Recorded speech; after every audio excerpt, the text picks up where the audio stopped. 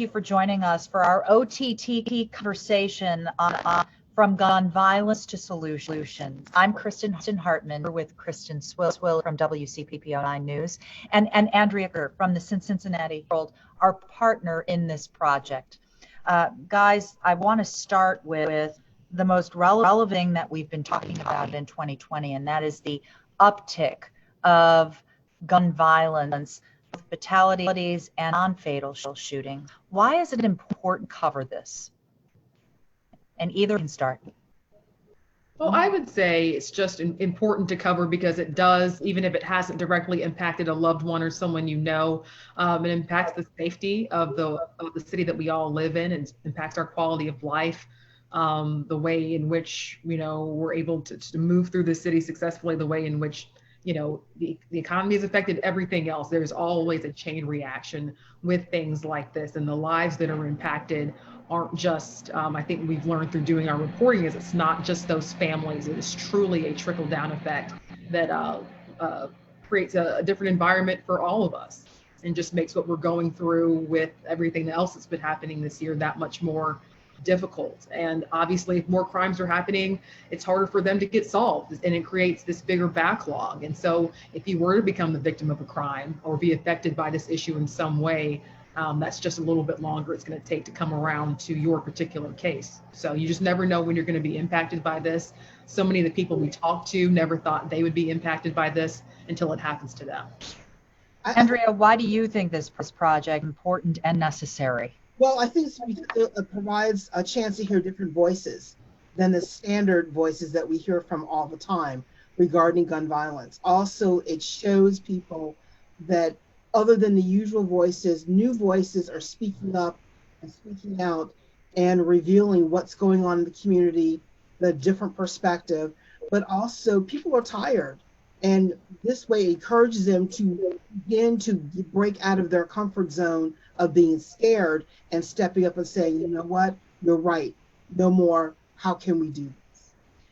I think one of the most salient points for me in reading this, I spoke with a gentleman who said he used to deal drugs, he used to carry a gun, he explained his why. He also said, this problem can be fixed. From what you have learned in your reporting process with this project, do you guys agree with that? Yes. Okay, and why? Why? Because it's about the residents speaking up. It's about the residents saying enough is enough. There are enough social services and police and community organizers all working on the problem, but it's the residents who have to shift their mindset and say, I'm tired. You know what? I can't move away from this issue. We have to stand up and do something about it. And I think offering them solutions and showing other people who've been victim, but still are working and finding a solution and have lived with it, encourages them to do more and be more. Yeah. I see you nodding your head. Yeah, I think Kristen and Andria, to both of your points, we've talked to people who have been headed in one path that may have led them, or have been on a path that led to a violent outcome. And through partnerships, through their own will, through working with people, through having a mentor, whatever it takes, they've been able to divert their path. And if it was able to work for them, and I spoke to a coach who said that, if he had not had mentors, that he would have gone down a different path. And he wakes up every day hoping that he can change that path for someone else. So if it can work for him, if it can work for the people that we've spoken to, I have to believe that it can work for a greater number of people, just like that coach does. Final question before I let you ladies go. Why is it important at this juncture, as we end 2020, to say, stop? We have to review what has happened this year, and we have to make sure that the more than 80 people who were killed in gun violence that don't die in vain. Well, I think we're survivors. I think we lived through COVID, and the anxiety, the stress, trying to save ourselves, be survivors through all of this. Gun violence is just one more thing that is not just survivable. We're able to get rid of it. We just need to shift the mindset like everyone had to shift their mindset about COVID and what we had to get used to. We're living under a curfew right now. But guess what? Life continues on. We're walking, we're exercising, we're playing sports as best as possible. We're still living our lives. So we can get through this and end gun violence as well. And I agree, this has been such a point for people to really sit back and be reflective about what some sort of the most important things are. What are our priorities? And hopefully we're doing that, as a city, as a county, and taking a closer look at what do we really need to do. And again, in the comparison to COVID, in a way, it's, we don't have to wait for a cure or a vaccine to roll out. We have the powers within us right now to start doing something. And so while we're all being reflective, while we're having more conversations, albeit virtually, that this is the time to really reflect on what we can do and almost use our upcoming years as a clean slate. Like, this may be the worst year we've had in a lot of ways, but how can we turn this around wholesale between the virus and between what's going on in terms of this deadly gun violence? It is certainly going to take a village. That's another thing that I learned in reporting this. Ladies, Kristen and Andria, thank you for joining me tonight, and thanks for working on this project. I really learned a lot. And also, for anybody watching on our OTT platform, please stay tuned. Coming up, we're going to speak with members of the Urban League, and we're going to speak with a representative from the Cincinnati Police Department. So stay tuned. As we continue our discussion from gun violence to solutions, I'd like to introduce you to Lieutenant Colonel Mike John from the Cincinnati Police Department, Tiffany Brown from the Urban League, and Derrick Rogers from the Urban League. It is the worst year for gun violence, gun fatalities on record since 1971 in the city of Cincinnati. Why should that make people pause? And Lieutenant Colonel, if you'd like to start. Well, I mean, the numbers are just astonishing. I mean, they really are. It's a dramatic increase in gun violence when you look at both fatal gunshot victims and non-fatals as well. I actually looked at records going back into the 1940s and found nothing that was comparable to what we've experienced this year in 2020. Unfortunately, from the time I spoke to you last week until today, we have sustained another fatal gunshot victim. This is just an 18-year-old young man, and somebody that I actually had the privilege of meeting on several occasions because he was a student at DePaul Cristo Rey School. And that was one of the areas where I'd actually done some outreach with one of our other partners, which is Mr. Mitch Morris with Cincinnati Works. So it really hits home when you see individuals that you recognize. And, this is the thing, we report all these numbers, but behind every one of these numbers are broken families, forever changed. Life is going to go on for the families, but it's going to be forever changed. Holidays, everything's going to be different. These dates are going to be set and memorialized, and it's just devastating to a community. Tiffany and Derrick, I'd like you to weigh in on that because you meet some of these families too. You understand the tragedy firsthand as well. Whoever would like to chime in? Yeah, well, absolutely. I mean, like Colonel John said in the end part when he was saying it affects the families, and you have broken families. Whether it is the victim or the perpetrator, both families will be changed forever. And so that's just adding on to the numbers of families that's now going through that trauma, that traumatic experience. So, and just with this year with the COVID, that the opportunities are becoming less just because of the pandemic. You see the hope starting to dwindle a little bit. So that's one of the things that we're going to have to get back to is bringing forth other opportunities, get the morale back up, because this year, like I said, not only with the COVID, but with the high amount of gun violence, it's just been a traumatic experience across the board. And Derrick, you actually respond to shootings, and while police investigate, you do outreach, correct? Absolutely. Okay. Absolutely. So usually when there's a shooting, a day after, we'll do a follow-up. Normally we're in those communities beforehand, but especially when there's a shooting, we try to follow up in the area and do outreach and bring that hope, opportunity, choices, and consequences to those particular neighborhoods. And just talking with some of those families, you just get a feeling of just despair. So it's definitely been a tough year. And like I said, and to top that off with the COVID is really been tough. How has the pandemic impacted gun violence in the city of Cincinnati? It's a tough one to handle.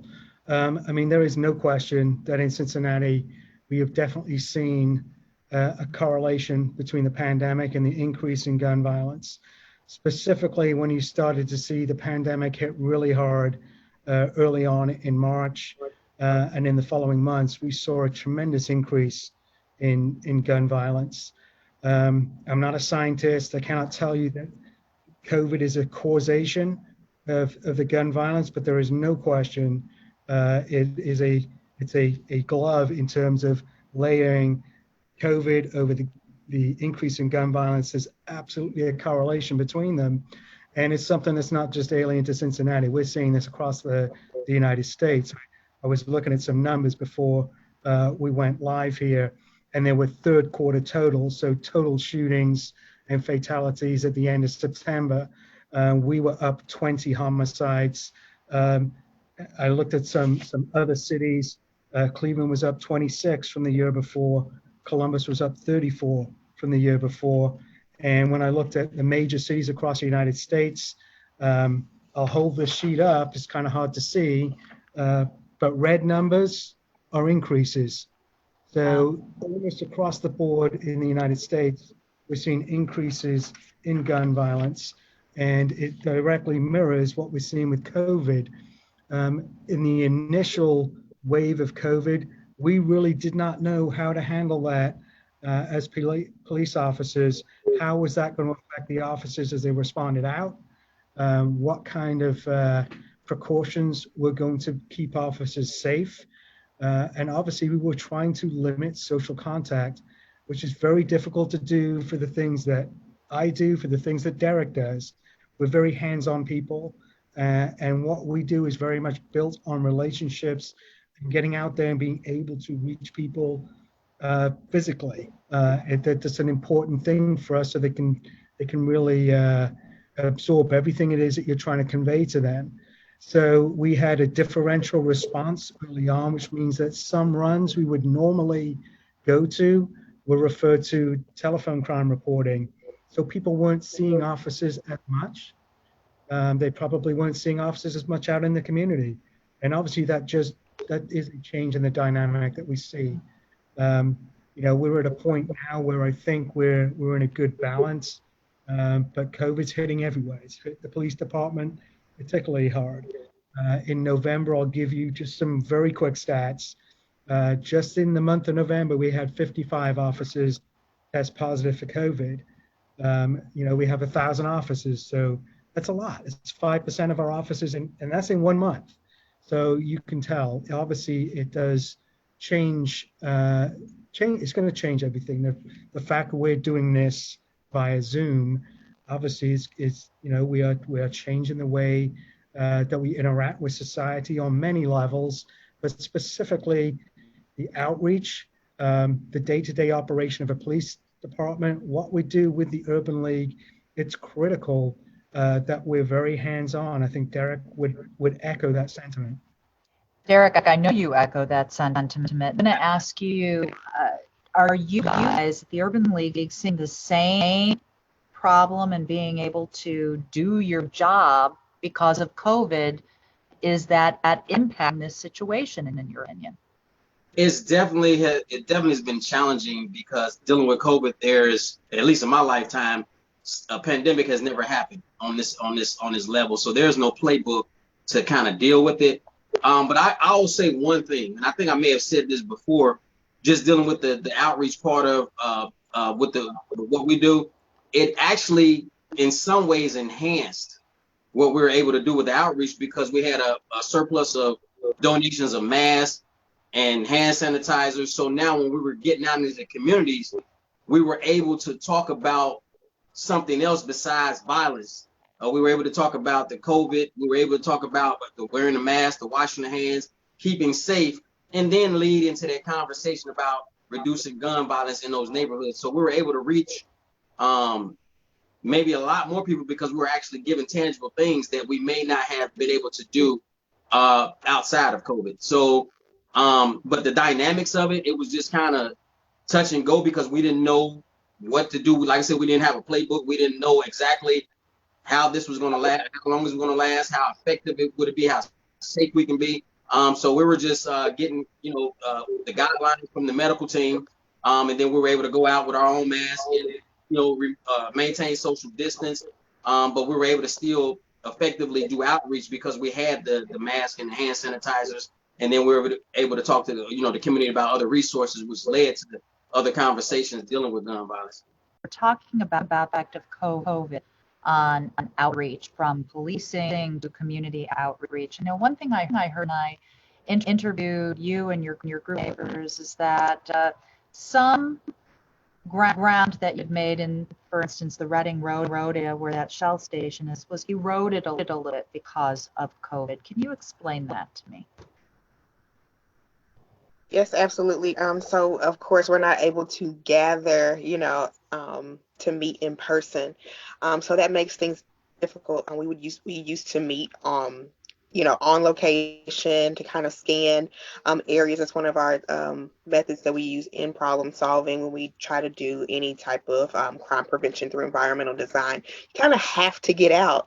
But with COVID, we've had to kind of, use platforms like Zoom and Microsoft Teams and a lot of email work to try to get some things done. There have been opportunities where we've been able to do some community engagement with, as long as we have masks and hand sanitizer. But we always kind of keep watch of the numbers, like where we are for the day or the week, as the governor prescribes, and to try to decide what we're going to do, if we even feel comfortable meeting, even if it's just a few of us. So most of our meetings have been through Zoom. Most of the work has been done through, or like work lists have been kept track of through email and things like that. So we've really had to be innovative in this time and kind of partner with other organizations and agencies and departments, city departments, in order to make some of the minor changes that we can do. We can't really have a lot of events like we used to. Well, because it's an ongoing effort. This doesn't stop. And that brings up the next point. Is it a person by person effort, especially when you think of what you referred to Lieutenant Colonel, the Chris Ray student who we lost this week? Is it a person by person effort? I think it is. I think that's the most important thing. We talk about building relationships. I know how key it is for officers to build rapport within the community, rapport with our outreach workers, rapport with other agencies that we rely on so heavily in 2020. You look at the national movement to integrate social workers into some of the things that police touch. And we're very fortunate in the city of Cincinnati. We have a very well-developed program with Mobile Crisis in partnership with the University of Cincinnati. We also have in-house social workers that is built around our CCRO program. Karen Rumsey and her team that work very heavily with families in that follow-up that Derrick was mentioning, that triage that happens once the uniform officers leave the scene, once that scene is processed, and you have a broken family left. So Derrick fills that void.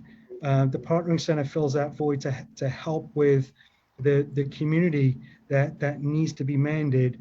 And then we have a personal touch from Karen Rumsey and her crew that really have taken us to the next level. It's a tremendous addition to our department. because it's a different platform of communication. Karen can come in and calm somebody. She can have a conversation on another level. I've seen her just work wonders. I say it all the time and I tease her. I wish I could clone Karen. She's that important to us. She's just a tremendous asset to us.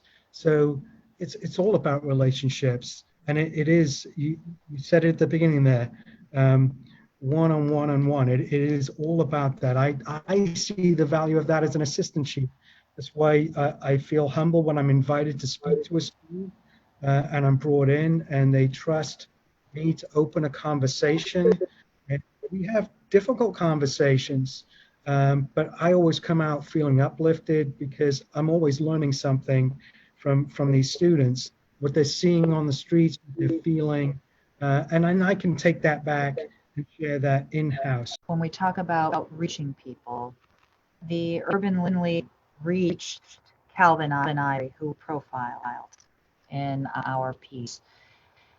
How many Calvin Ivories are there? When we talk about this person by person by person, how many are actually out there? And should any number of Calvin Ivories give us hope? There's a ton of Calvin Ivories. Like I said, the only thing that separate individuals from that live in Hyde Park and Avondale is opportunity. And if you give a person like Calvin Ivory an opportunity and they take advantage of it, then of course you're going to see the outcomes. You're going to see their consequences change for the better.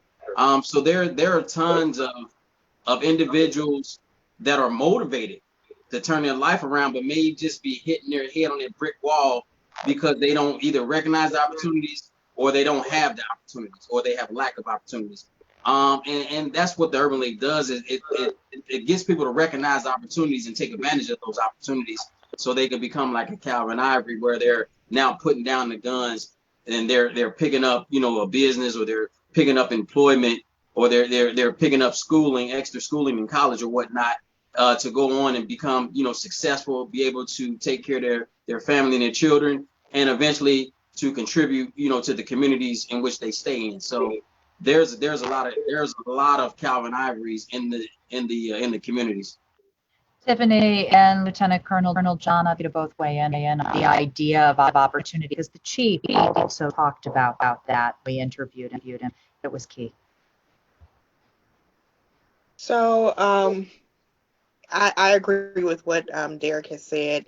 The only thing that separates individuals from the east side and the west side, or OTR to Oakley or whatever, is opportunity, which is a very hard concept to grasp because there are opportunities that are available to some certain individuals that may not be available, and then we're also seeing the divide of socioeconomic lines as more folks start to move into urban areas, which also causes quality of life issues that I'm sure Captain Johns sees or hears reported. So I think it's our job, or it's my job as a community engagement specialist, to kind of just bridge those folks, to help build relationships, to make it more personal, so you can see someone as a person and understand the opportunities that they've had, to understand the choices that they've made, to then further understand why things are the way they are, in order to identify the problem and then try to do some type of problem solving, whether it be crime prevention, whether it be socioeconomic, or whatever, or educational. And we're all in this together. It starts one by one, but I believe that we're all in this together. I think that Tiffany said a really important word there, choices.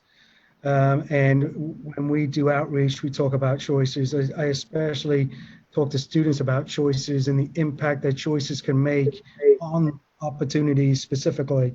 What you decide to do at one point in your life, how is that going to affect opportunities for you later on? And if you meet a challenge in life, there should be an opportunity to rediscover a new you. I mean, it's all about reentry. That's all about That's what makes this country the country that it is. So opportunities is so vital. If you feel like there are no opportunities, then we really cannot expect people to be able to better themselves. So it's absolutely critical, and it's a message I think that needs to be delivered very young.